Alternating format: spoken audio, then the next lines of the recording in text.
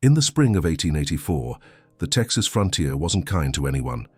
The land near Larkspur Hollow had gone 3 years without proper rain, and the creeks ran thin as thread. Cattle dropped weight by the week. Men dropped their pride even faster. But nothing in that dry, unforgiving country broke harder than the day Daniel Hayes was thrown from his horse and never got back up. His widow, Eleanor Hayes, buried him on a Tuesday and was back mending fences by Thursday. She had no time to grieve properly. She had a ranch to save, 200 head of cattle that didn't know their owner was gone, and a debt at the Larkspur Bank that grew heavier every single day. 3 miles west, on a smaller spread bordered by dead cottonwoods, lived a man named Sam Carrow. Sam had buried his own wife 7 years earlier, lost in childbirth along with the son she carried. Since that day, Sam had built walls around himself taller than any fence he'd ever strung. He worked alone. He ate alone. He spoke only when spoken to, and even then barely. Sam was good at one thing above all others, surviving without needing anybody. That suited him fine until the day Reverend Walsh rode up to his porch with a proposition that would change everything. "Eleanor Hayes needs help," the Reverend said, climbing down from his horse. "Marshal Greaves wants her land for the railroad spur. The bank's calling her loan due in 60 days. She can't run 200 head alone, Sam. Nobody's asking you for charity. She needs a partner, someone who knows cattle, someone the bank will respect." Sam didn't even look up from the fence post he was hammering. "Not my problem, Reverend." "She's got nobody else. Then she'll learn quick, same as I did." The Reverend studied him for a long moment. "You didn't have it easy either, Sam. But you had this ranch standing when Mary passed. Eleanor's got nothing standing if this fails. 60 days. Sam said nothing more. The Reverend rode off disappointed, and Sam told himself the matter was closed. But closed things have a way of reopening. 3 days later, a dust storm rolled through the valley, and Sam found himself riding the long way home, past the Hayes property line. That was when he saw her, a thin figure on horseback, driving a dozen stray cattle alone through blinding wind, fighting to keep them from scattering into the canyon.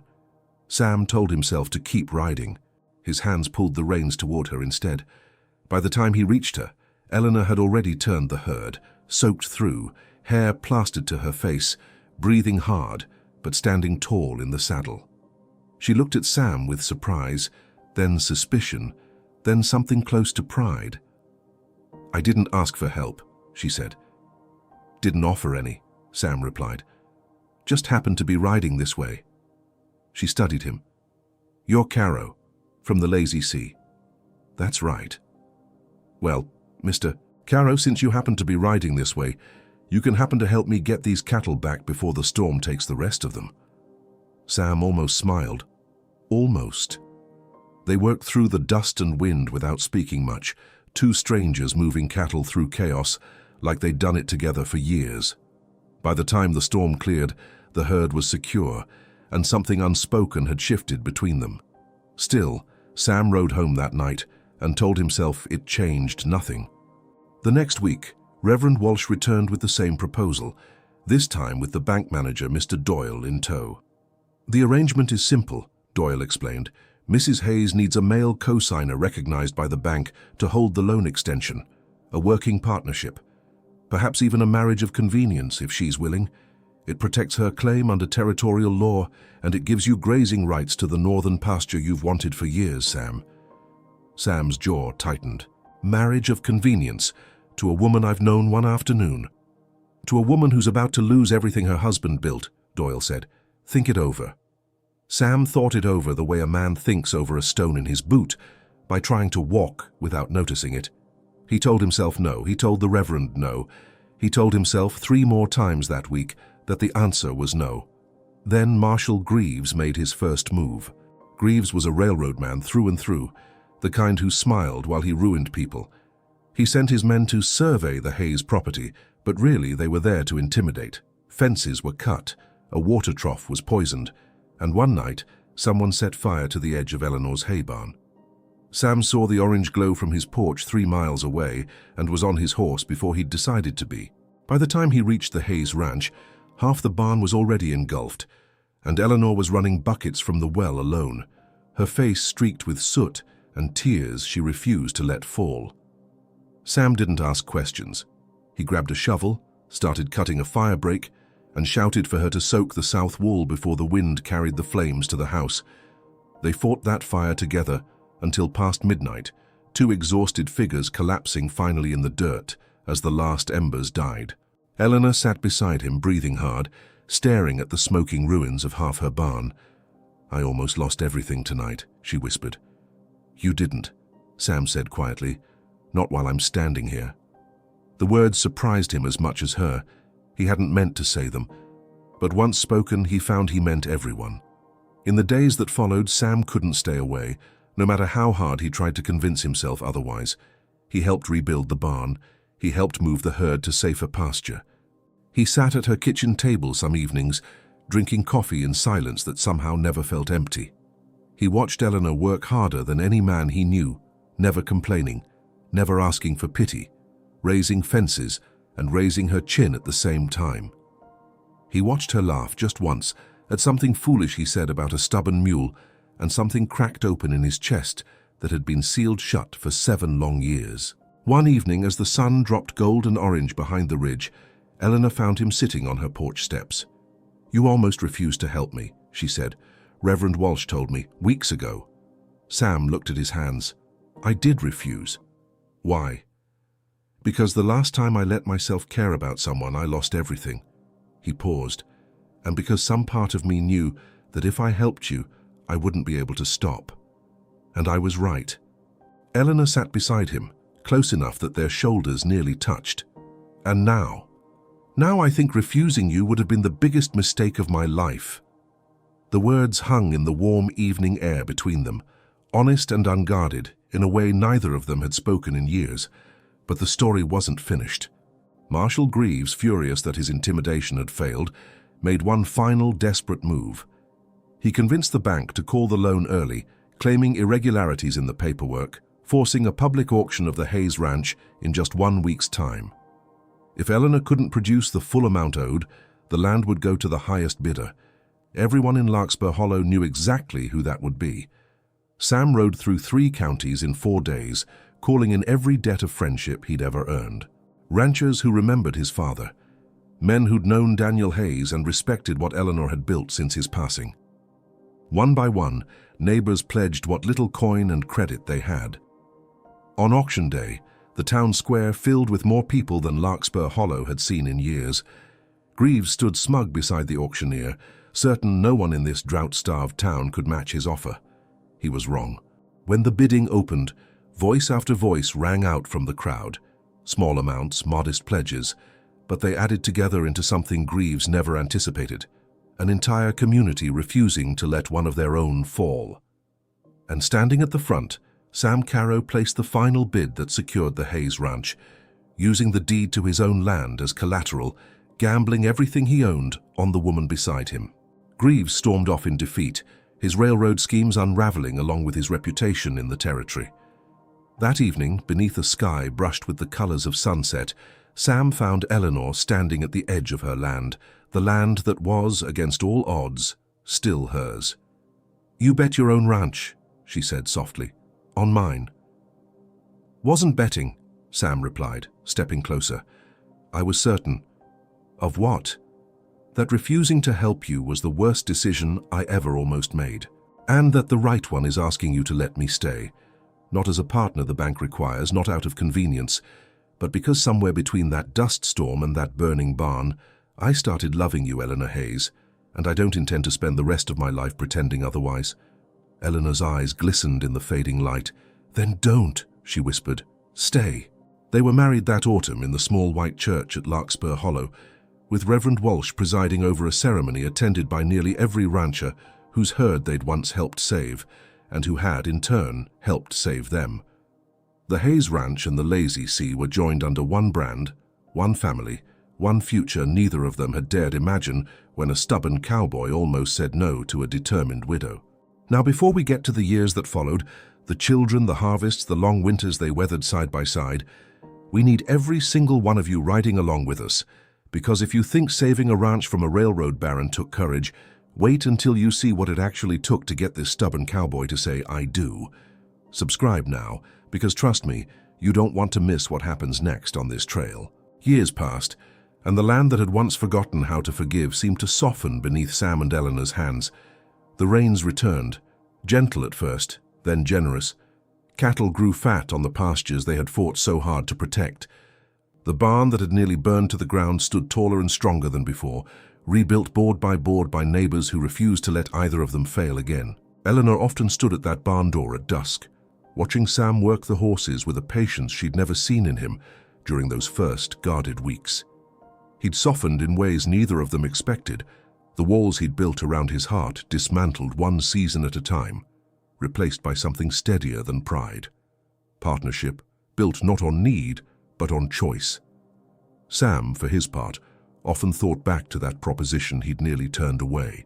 He thought of how close he'd come to riding past that dust storm without stopping, to leaving Reverend Walsh's offer unanswered, to letting fear keep him locked behind his fences forever. He thought of how one decision, made differently, could have cost him the only thing that ever truly mattered. On quiet evenings, neighbors would often find the two of them on the porch of the main house, built from the joined timber of both their original homes, watching the sun set gold over land that bore both their names.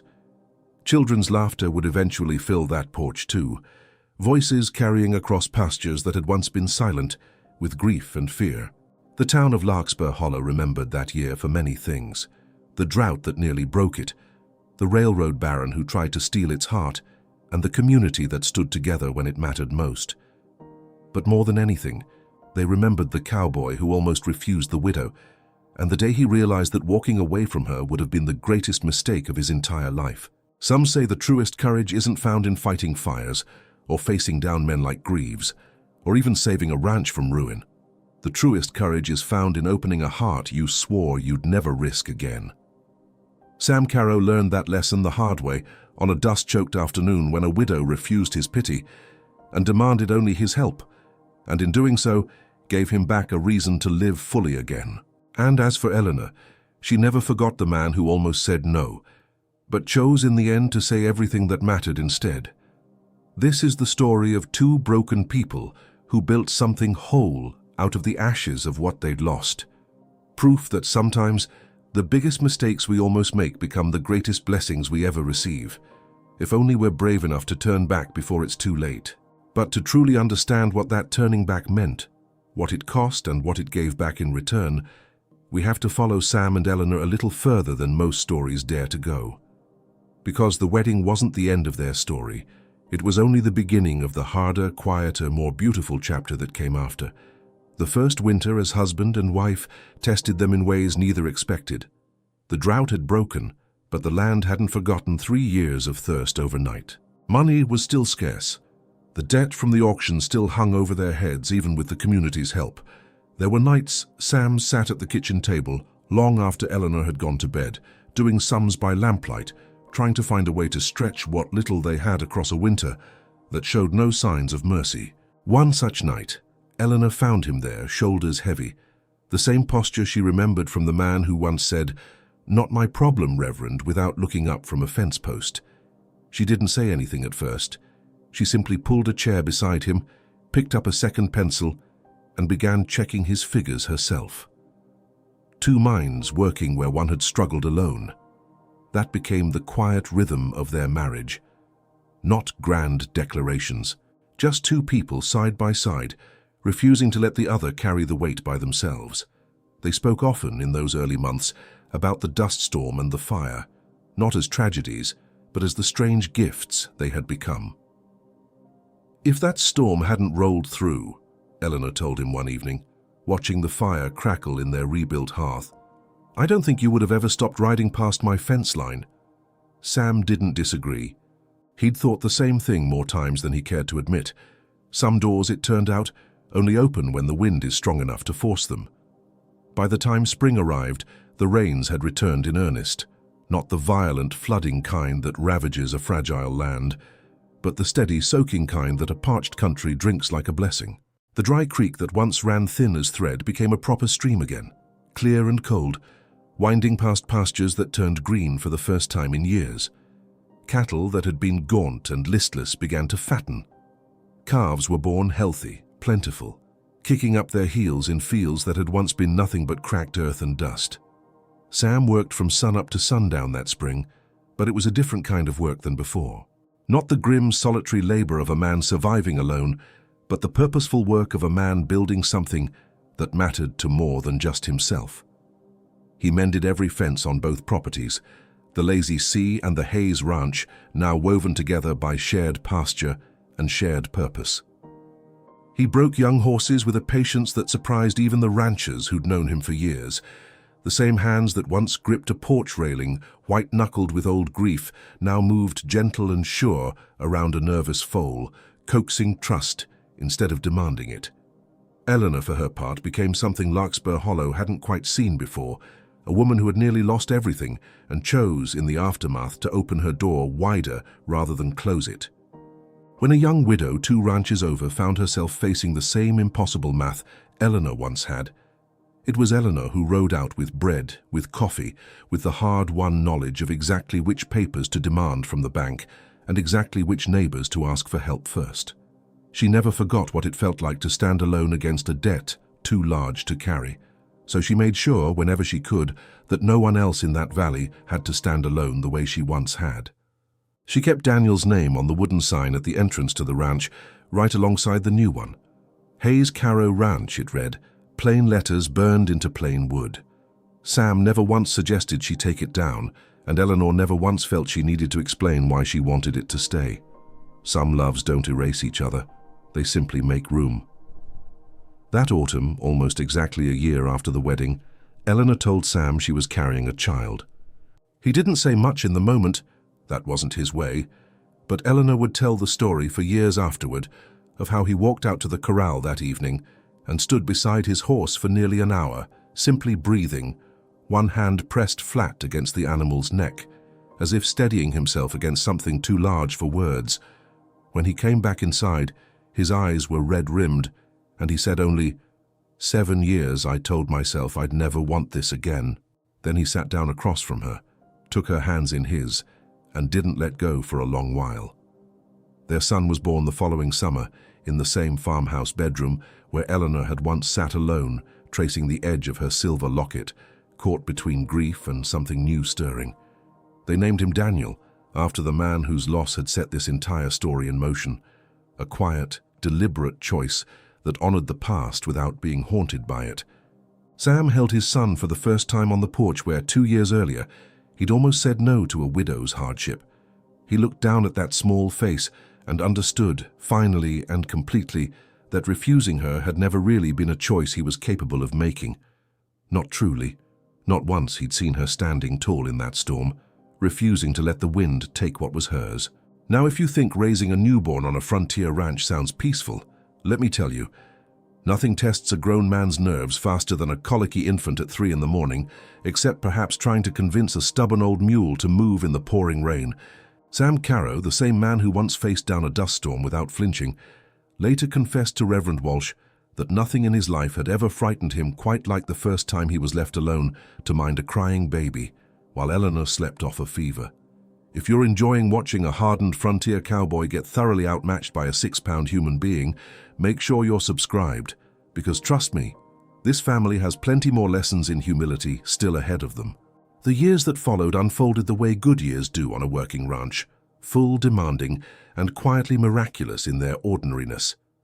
A second child arrived 3 years after the first, a daughter this time, with her mother's steady hazel eyes and, much to Sam's exasperated amusement, her father's stubborn refusal to back down from anything. The ranch grew alongside the family. What had once been 2 struggling separate properties became one of the most respected spreads in the county, known not for its size, but for the fairness and decency with which it was run. Sam never became a talkative man. That part of him stayed constant, a kind of quiet steadiness that Eleanor had come to treasure rather than wish away.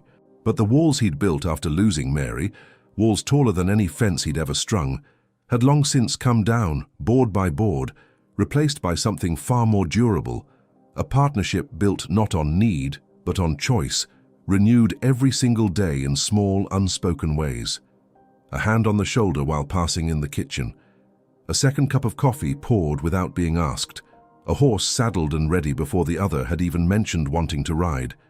Reverend Walsh, growing older and slower with each passing year, often remarked that he'd married a great many couples in his time at the Larkspur Hollow Church, but none whose union he'd watched grow stronger, with quite the same quiet certainty as Sam and Eleanor's. He liked to tell newcomers to the valley about the day he rode up to a stubborn cowboy's porch with a proposition nobody thought would work, and how that same cowboy had told him flatly, "Not my problem." The Reverend always paused there, letting the irony settle before adding with a knowing smile, "Funniest thing about that man turned out to be the one thing in this valley he was ever wrong about." The drought became, in time, a story told at harvest gatherings rather than a wound still bleeding. The fire that nearly took the barn became the reason half the county had learned just how far their neighbors would go for them, a lesson that outlasted the scorched timber by decades. Marshal Greaves, defeated and humiliated, eventually sold his remaining interests in the territory and left for good, his railroad schemes unraveling along with whatever reputation he'd once held. Nobody in Larkspur Hollow missed him. By the time their children were old enough to ride alongside them on the range, Sam and Eleanor had built something that went far beyond cattle and acreage. They had built a kind of living proof for their children, for their neighbors, for anyone who passed through that valley and heard the story, that the worst chapters of a life don't have to be the final ones, that a man who has lost everything can still choose, against every instinct telling him to protect himself, to risk loving again, that a woman who has buried a husband and stared down a debt collector and a railroad baron and a wall of fire can still find room in her heart for something entirely new, without ever betraying what came before. Their daughter once asked her father, as children eventually do, whether it was true that he'd almost said no to helping her mother all those years ago. Sam considered the question for a long moment, the way he considered most things, and then answered honestly, the way he always did. "I did say no," he told her, "more than once. But your mother had a way of being right even when I was too stubborn to admit it, and the day I finally stopped saying no was the day my whole life actually started." It's a strange thing, looking back on a story like this one, to realize how close it all came to never happening at all. One stubborn refusal, one closed door, one man convincing himself for the 100th time that solitude was safer than risk. If Sam Carrow had simply kept riding past that dust storm, if he'd let Reverend Walsh's proposition go unanswered for good, if pride and old grief had won out over the small, persistent voice telling him to turn back, there would have been no rebuilt barn, no shared porch at sunset, no children laughing across pastures that had once been silent with fear.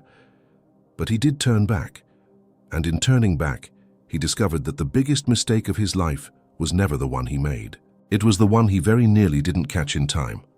That more than the cattle saved or the ranch secured, or even the railroad baron defeated, is the heart of what this story has always been about.